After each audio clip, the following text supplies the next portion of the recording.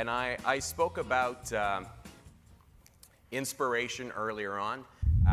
Really, and we got the chat as we prepared for this. What really inspires me the most about these two guys is they made a decision in a day and age where it's not always easy for young people to enter our business. They've actually made the decision to take the jump and join this business, and they've both actually been very successful. So I guess what we're going to do for the next 30 minutes is find out why. So, gentlemen, thank you for doing this again. Yeah, everyone's mics are working. Just going to move a little bit so people there can see me. Okay, so I guess we'll start at the beginning. So can you please tell us why on earth you chose to become financial advisors? So let's start with Jay. Yeah, for me, it definitely was not a plan. It happened by accident. I just finished BCIT, majored in corporate finance, had every intention of being a stockbroker, you know, the much sexier side of the business.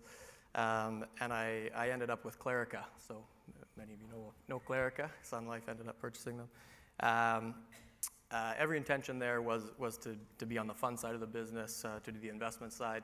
I quickly found out that they were very much focused on life insurance. So at that time, I knew absolutely nothing about life insurance, didn't know why anybody bought life insurance, didn't even know, the first thing about it. So I had a manager there that told me that in order to be successful in the business, I must get past what they called quick start. So quick start was 25 life insurance applications in the first 3 months.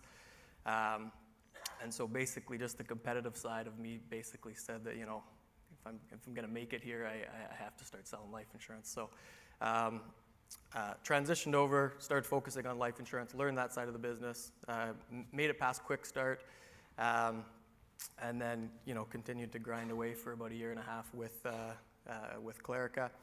And then eventually I started to inherit some orphan clients from Clarica. So these orphan clients are just clients where the advisor has retired or the advisor has left the business or whatever.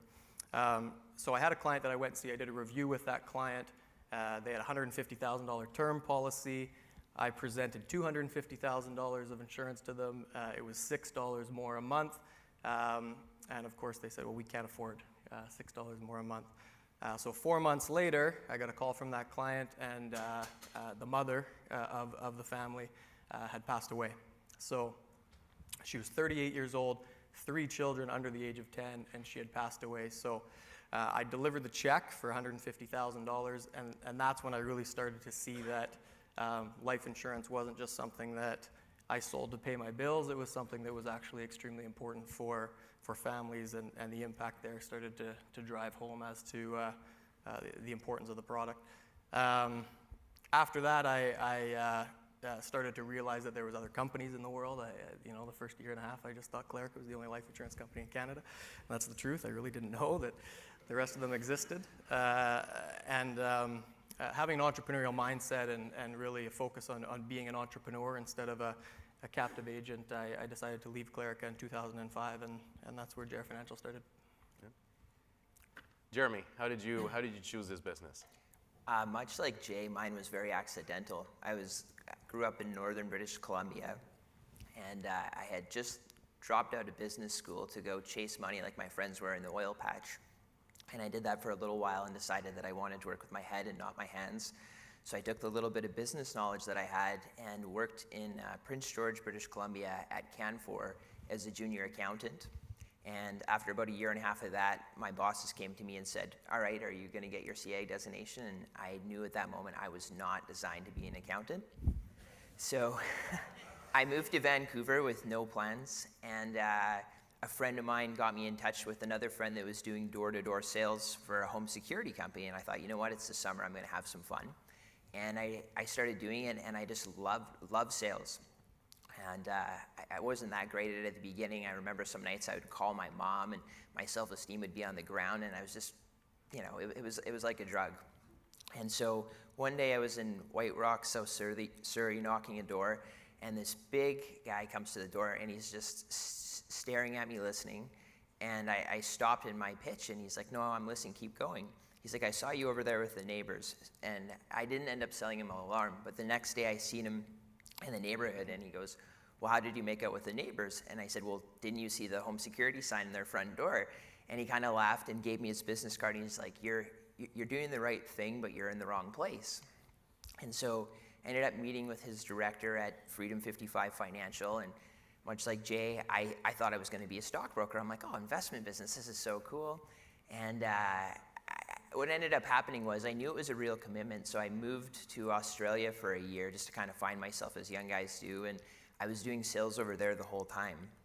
When I came back, I was ready to commit to the career, and much like Jay, I had no idea how insurance heavy the business was, and so I was very fortunate, and after about 18 months in business, I had a very small natural market, and I was trying different methods. So I did an email blast one day. I think it was that old book, The Secrets Revenue Canada Doesn't Want You to Know, and it was the insurance chapter.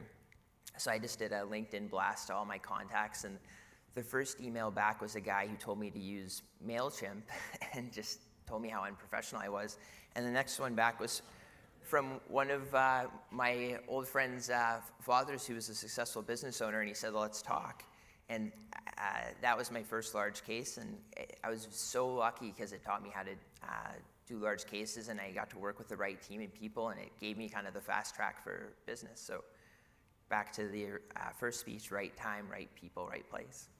So Jeremy, you're mentioning that first large case as being, I guess, a milestone, an important milestone. So let me ask you, were there any important milestones in your journey that made you who you are today? Yeah, I guess the first year in the business, I think, as most people do, you try to find yourself, and I just didn't feel comfortable going out to people in my first year and acting like an investment expert. So I naturally gravitated to the insurance, and I think people really resonate with the story. So my mom had an aneurysm, unfortunately, several years prior to me starting the business, and when I seen what critical illness insurance could do for people, and how it was helping people, that was a huge opportunity for me to go out and share that story. And so the first year of the business, my first milestone was I led my office in living benefit sales, and I was like, oh, this is kind of neat. And then after having that, the next milestone, I guess, was landing that large insurance case, and that helped me become the top producer in my office in my second year. And so I guess the next milestone would be transitioning from there to become an equity owner of Harbourfront Wealth Management. Jay, what about you? Important milestones in your journey that led you here? For me, I was at an MDRT meeting in 2013, and I met a lady by the name of Michelle Hoskin, who's a consultant in the UK. And I hired her to come to Vancouver to just do an overhaul of the business. I was about 5 years, I was working 60, 70 hours a week. Revenues were pretty flat for all 5 years. And she basically came into the office and said, you need to change absolutely everything you're doing. You need to hire more staff. You need to get out of this office. It doesn't suit you. You need to get rid of about 400 clients. And I didn't do any of it when she first told me to do it. But over those years, I really started to transition. I joined some coaching programs and invested in the business and started to spend time in the business as opposed to just grinding away with clients. So that was definitely the biggest impact, the biggest milestone, and since joining the coaching programs and since meeting Michelle, the business has grown about 600%. So that's definitely the biggest one for me. So, which is actually a great segue to my next question. So, again, Wayne referred a couple of days ago to the importance for to be successful to be in the business paradigm, and having had the chance to chat with the two of you a couple of times, you're both obviously business owners. That much is really evident. How did you make the transition to business owner? And if I can actually follow that up, what was the trigger that said, okay, I'm going to run this as a business? So let's start with Jay this time. Yeah, I think hiring a coach and getting some people to really guide me in the right direction was huge for me, and having that type of idea of building a business instead of just being a life insurance or investment salesperson. The idea of delegation, the idea of having staff, and the idea of building something bigger. I mean, That's really what excites me about being an entrepreneur, as opposed to simply being a life insurance salesperson or an investment salesperson. So number one would be hiring staff, delegation, and realizing I'm not good at a lot of the stuff I was doing in my business, and there's a lot of people out there that are a lot better at it than I am. Jeremy, what was the enlightenment moment? The first trigger for me was I was coming to the end of my second year, and I realized it was one of the first times in my life where I had made more money than I needed to live off of. And so I thought I didn't want to be business partners with CRA, and I thought probably the best place for me to reinvest my money was by building a business. And so I think I hired an assistant that year, and from then I've been adding people to my team. Right now I have about 4 people. So one of the things I've done, I believe there's a lot of people in this industry that talk about working with business owners, and working with business owners, what I've found is the majority of their wealth is often in their business. And so one of the unique value propositions that we've created is I've partnered with a CA, but he's also a CBV, he's a chartered business valuator. So when we go do corporate advisory work, we're actually able to do things like valuations or actual corporate advisory and guiding them with their wealth or where a bulk of it is. So, and again, you guys are great. You're just giving me segue after segue to the next question. Let's actually talk about your businesses and your value propositions, because this is obviously the big differentiator for each of you in the marketplace. So Jeremy, I'm just going to invite you to continue on that. Like, what's your business all about? What's the value proposition? What's your vision, your mission, your target markets, and how do you really come through for your clients? I think that's it, really. What I've found just sitting with lots of different business owners in a short period of time is you get a guy that he starts out his business, say he's around 30 years old, and he's investing a little bit into RSPs on the side, trying to be a diligent guy or girl. And what they find is they go, actually, the best place to invest my money is back in my business. Like the mutual fund guy that sold me these mutual funds is getting me paltry returns.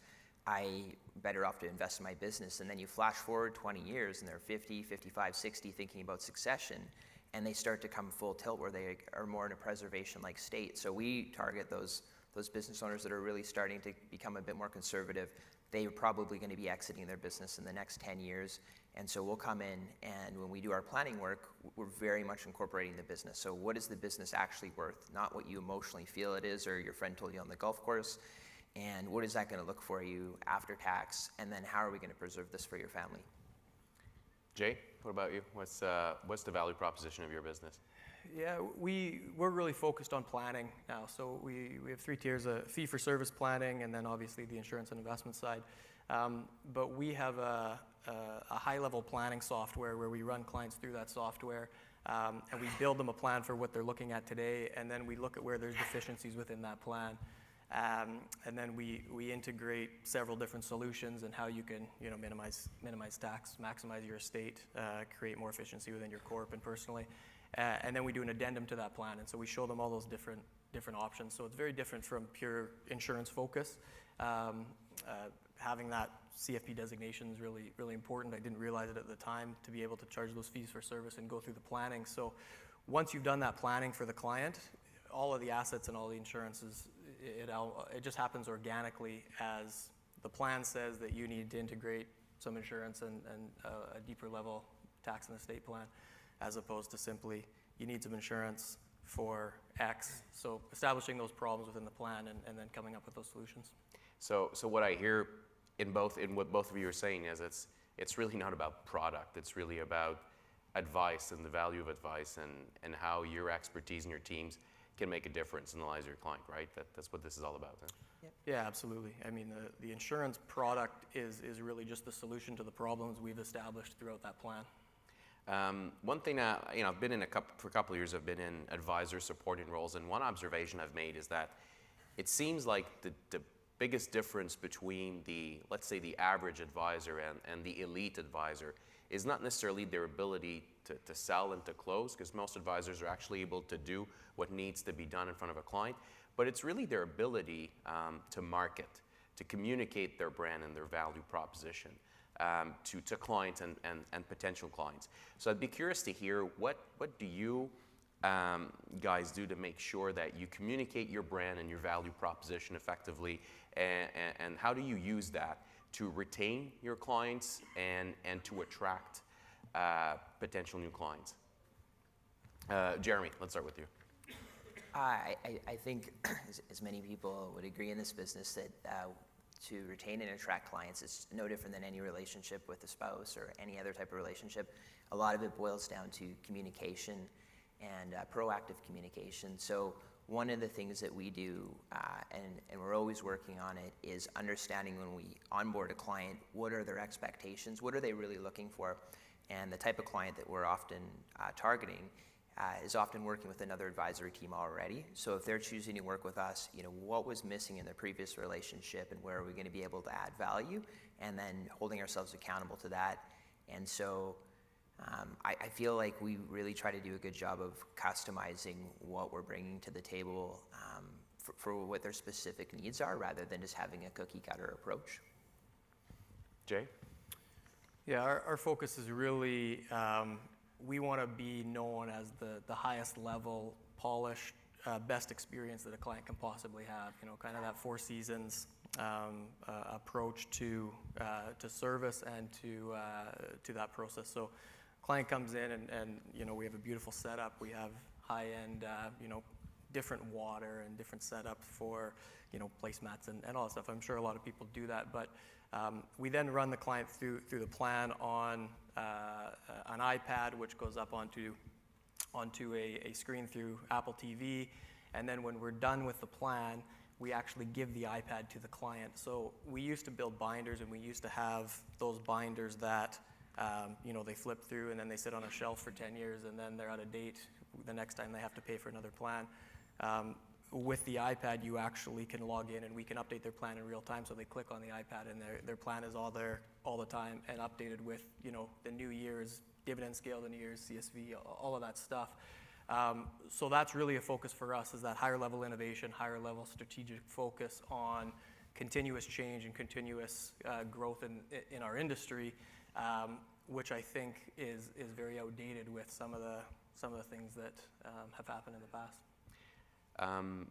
One thing, we've talked about marketing. Another thing that I've observed that differentiates certainly or sets apart the elite advisors from the average advisors is certainly all elite advisors have very strong processes in their businesses that everyone knows within the team who's accountable to do what. And I understand that neither of you have a cookie approach, but I'm sure you have certain processes that you have in place to make sure that the customer or the client experience is consistent. So be curious for you to share with this group what are your, what are the processes and sort of how that works out within your team. So again, Jeremy, if you... So we use two main technology tools internally. One is a CRM. And the beauty of the CRM is it shows everybody on our team where people are at in their process when they're onboarding. And then the other tool we use is it's a task manager called Asana that was developed by Dustin Moskovitz, the same co-founder of Facebook.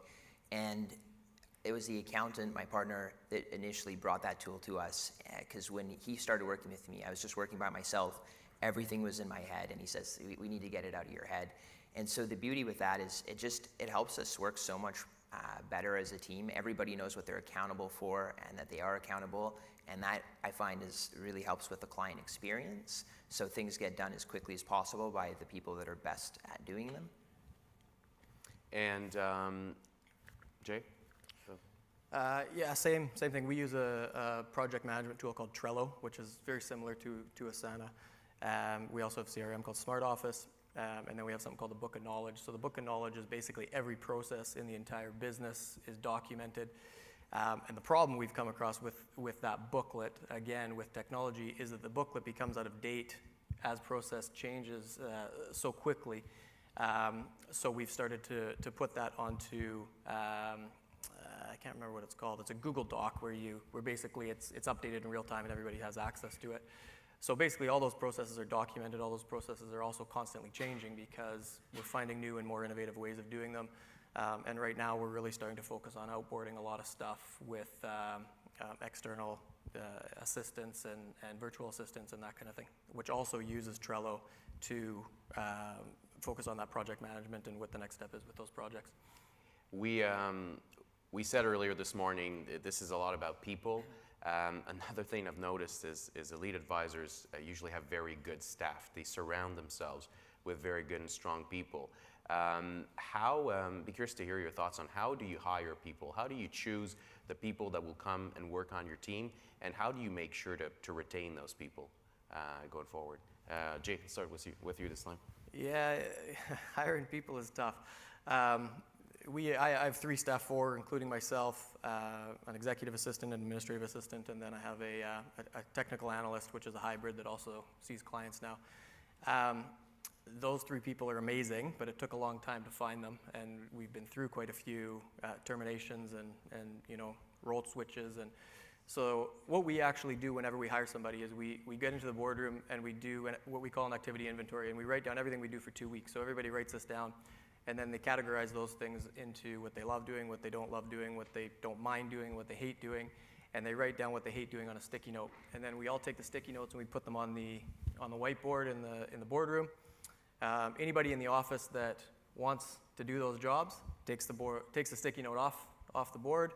Whatever's left, that's specifically what we hire as the next hire going forward. But what we've actually started doing is we've actually started to outboard some stuff to virtual assistants. And the other thing that we're doing with that is we've also outboarded hiring. So we've brought on a company that does recruiting and whatnot to find good staff. But in terms of, just to add to that, one of the things that's most important for us is when we come up with a new idea or we come up with something that we need to get done, changing from that business owner to just an insurance guy. The first thing that I think of when I think of something that needs to get done is who can I hire to do that, rather than how can we do it within our team or how can I do it. It's who can we hire to do that or how can we outboard it, because most of the time it's something new, so we're not really that good at it, especially with technology.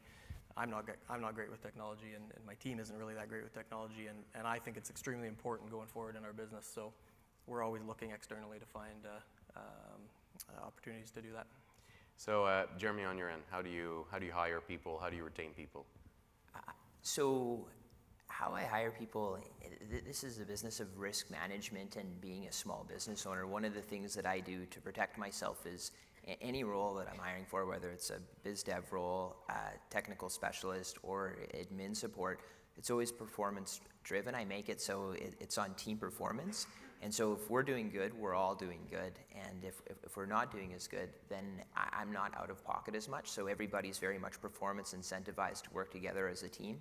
And that's always kind of protected me in, especially getting going, it can be a lumpier business. So sometimes we have excellent quarters and sometimes we have slower quarters, and in a slower quarter, everybody's feeling that, and then everybody knows what they need to do to get things going. I had a conversation with my partner, who's very much the accountant technical specialist, and we were having a slower quarter one quarter, and he's in our CRM reading my emails and giving me coaching, and I'm like, whoa, when did you become a marketing expert? But what I said to him was, I said, look, if you ever feel that knot in your stomach that business is slower than you'd like it to be, pick up the phone, get on the emails. It's all hands on deck here. So I really try to encourage that and get people to understand what it is, and especially with our business where we're at in our stage and an earlier stage, that everybody's supporting growth. This is obviously, we're all in this to serve clients, to keep clients happy, to help them achieve their goals. So I guess the next question is twofold. The first one is, how do you make sure that you keep clients satisfied? And I think we've heard some of it so far, but be curious to hear your thoughts precisely on that. And the second fold of the question is, despite all of our efforts, sometimes there are clients that will not be satisfied. How do you deal with that? How do you deal with an unsatisfied client? So Jeremy, let's continue with you. With great urgency and accountability. So the minute I get an email or a phone call that has a slightly off tone where something's wrong, it's the first thing that I'm dealing with, and I want to make sure I'm dealing with it right away. I had an experience with a new client we'd onboarded in Terrace, British Columbia. I'd flown out there for the day. it was a business owner that I met at a business transitions forum. And one of the things we do when we're onboarding clients is we try to create so much improvement from where they were that it becomes a no-brainer for them to come over to us. And at this point in the stage, we had done no wrong, you know.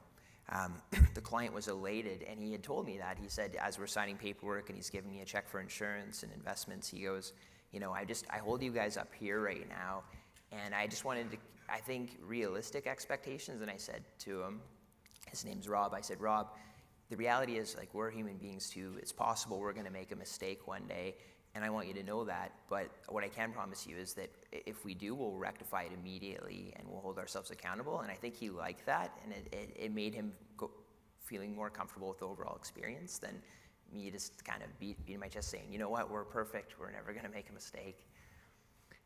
Jay, how do you deal with unsatisfied clients? Yeah. And how do you keep them happy also? Yeah.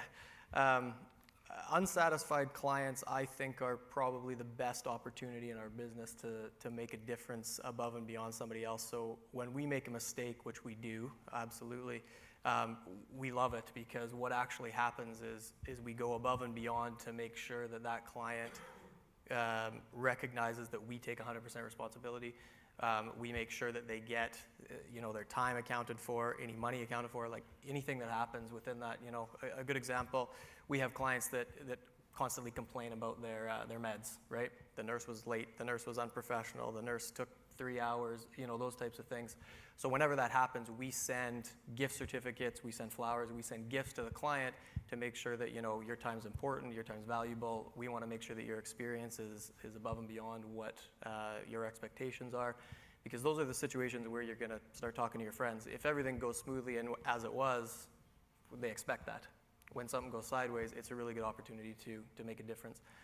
Keeping clients happy that are already happy, I think really the focus is just communication, constant communication, segregating that database into obviously those clients that are important that you need to touch, kind of 12 times a year, and then making sure that focus is consistently communicated. We're going to shift gears now to technology. We've spoken about it briefly earlier. I think Jay, you said it's unavoidable. Technology is part of this business, and it'll just, the share it takes will just keep growing. How do you incorporate technology? And we'll kind of take a broad angle here in the sense of, how do you use social media? Do you do non-face-to-face meetings with clients through technology? How do you incorporate that? You mentioned the segmentation, the CRM. So what place does technology take in your business? Jeremy, let's start with you on that one. Well, the first thing that comes to mind, and asking if we use social media, is we don't use a lot of things like Twitter or Facebook, but we definitely use LinkedIn. I don't think you can not use LinkedIn. It's your online presence, your online resume, basically, and especially when you're onboarding with new clients. I went to a business seminar one time, and they said, now today with technology and media, people are blasted with so much information that it used to take 4 touches for people to hear or realize who you are, and now it's more like 16. So in our process, when we're onboarding clients, one of the things that we like to do right away is find them on LinkedIn. It's a great opportunity to learn about them. You get to see their wording, what they're thinking, what they value even, maybe some of their hobbies. So I think that's a great tool. Earlier it was said this conference, you want to work with the people that believe what you believe. So I think that's a huge opportunity. Anything you can do online when you're working with people, even existing clients, just, business clients are getting awards or accolades for their business, just being apprised of what's going on with people. Jay? Yeah, we have a ton of higher level technology. So Facebook and Instagram, I don't have a Facebook account or an Instagram account, so we don't use it at all. Do have a LinkedIn account, but really don't use it a ton from a prospecting or a relationship management tool. What we do use is Zoom. So Zoom is a software where you can have a meeting room where you log in and have meetings. So step 1 in our process is we have an initial call. We try our best, it doesn't always work, but we try our best to do that call on Zoom. So those new clients, those new prospects, we actually can see them and they can see us. We have a high level camera that we have those meetings on that's very clear and very efficient to actually look into each other's eyes and see the person you're meeting and they get to see you. We also use our new software, which is constantly updated. So the client has a plan. That plan is continuously updated every single year in real time, as opposed to a paper plan that's printed and then out of date 5 years later. We have our CRM. We have outsourcing of virtual assistants and outsourcing of projects. And then we also have one other thing, YouTube. So I've just taken a course actually recently on YouTube on how to do YouTube videos. So I love the videos that you guys are looking at doing and integrating video. The first thing at the course I took said 80% of the internet is going to be video by, I think it was 2019. So I just did a course on that. We're building a ton of content for YouTube videos, so our website is constantly blasting out videos. And then when we do those email blasts, we'll have those videos on the email blast. And the videos are not salesy at all. They're very much just how can we create more value for clients? How can we get information over to our clients from like-minded individuals, from growth-minded individuals? And they're just emails that are creating more value for the client. Let's talk about the future now. Both you guys are really young. I suspect going to be around for many, many years. Let's go forward 10 years in the future. What do you think this business will look like in 10 years? What type of advisor, which advisor will survive? Which one will struggle? And which one just won't make it? I'd be curious to hear your views on the future. Jeremy, let's start with you again.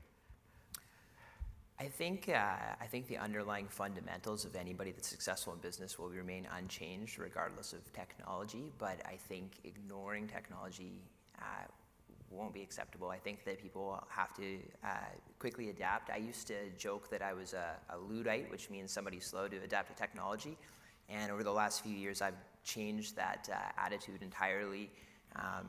I used to wait till everybody would show me how things work. Now I'm quickly trying to adapt because it gives you an edge, and even if only for 6 months or a year, that's an important edge. And if you continue to have that behavior or mindset, I think you'll continue to be a leader in any industry.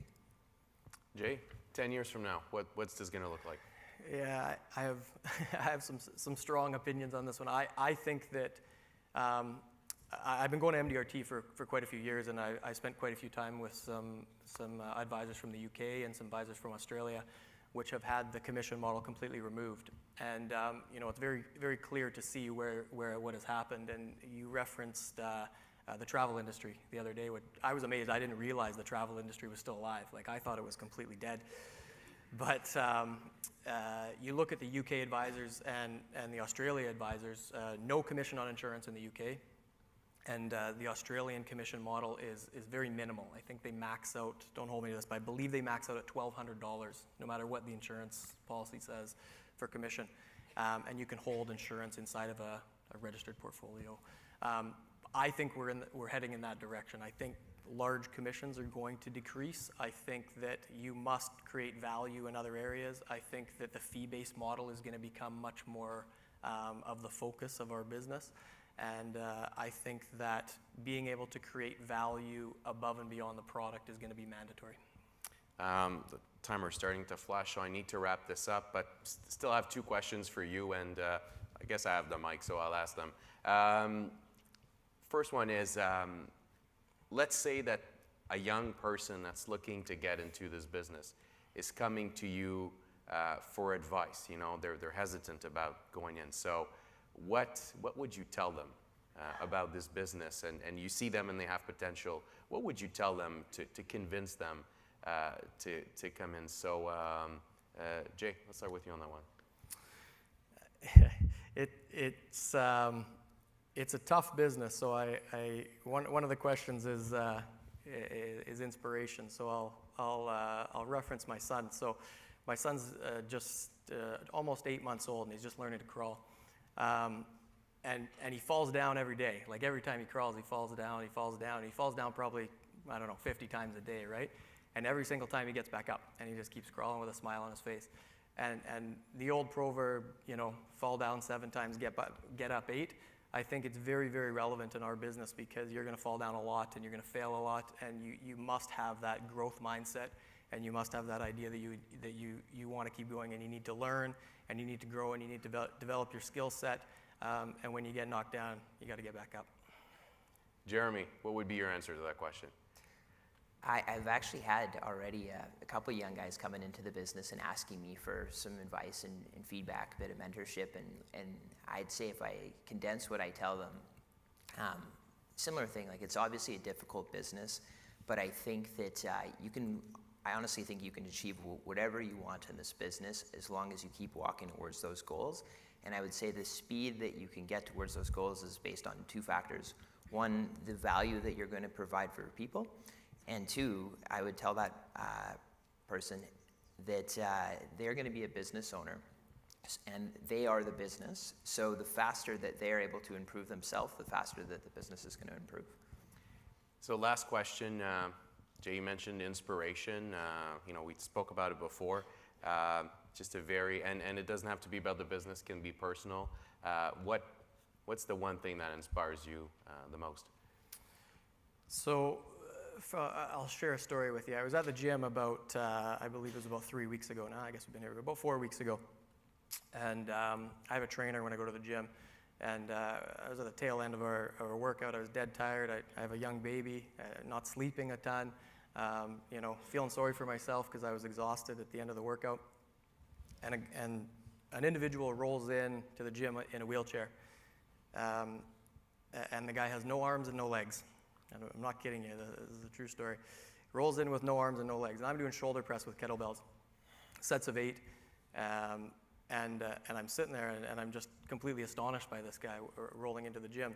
So he proceeds to get off of his wheelchair by himself, roll off of it, and start to do mobility exercises with his shoulders. So he's got arms that are about this long, and he's doing mobility exercises with his shoulders, kind of getting warmed up. So I think that's all he's going to do, but he's just getting warmed up. So I'm sitting there watching him doing shoulder press, and I'm supposed to be doing 8, and I probably did 25 of them because I completely lost track. I was dumbfounded by how astonished I was by it. So then he proceeds to stack up these little cushions on the ground, and he flips himself over on his head, and he starts to do core exercises upside down, so reverse sit-ups on his head. And I'm sitting there, I'm tearing up watching this because it's so inspiring to me, and it's so incredible to see this guy with no arms and no legs doing this. So I went to my trainer after I was done, and I turned to him and I said, "That's incredible! Like, how I can't believe this guy's at the gym. He's in pretty good shape, right? He looks good." And he goes, "Yeah, he's married, has a kid, and he's a successful lawyer in the city." So you see guys like that, and to me, you have difficult days and you have difficult times, and you're tired or you're whatever it is, you see something like that, it's inspiring. Yeah, no kidding. Jeremy, you have the last word. What inspires you? There's a lot of people in this room that inspire me for sure. Mark Terrio, my wife sitting over there, a few of the business leaders for sure definitely inspire me. But I was going to say the 3 main people in my life that inspire me, the 3 women in my life. So my mother, my wife, and my daughter. And I grew up the oldest of 4 with a single mom. And my parents got divorced when I was 11. And just watching my mom every day was the most inspirational thing to me. She raised 4 kids while going to school to get a professional designation while working. And I seen her, and she would come home every day and say, "Jeremy, you can do whatever you want with your life." And it just was so inspiring for me. And I'm very thankful for that experience and having her in my life because it gave me those beliefs. Well, gentlemen, having you in my little wannabe living room here was very inspiring. Weren't these guys great?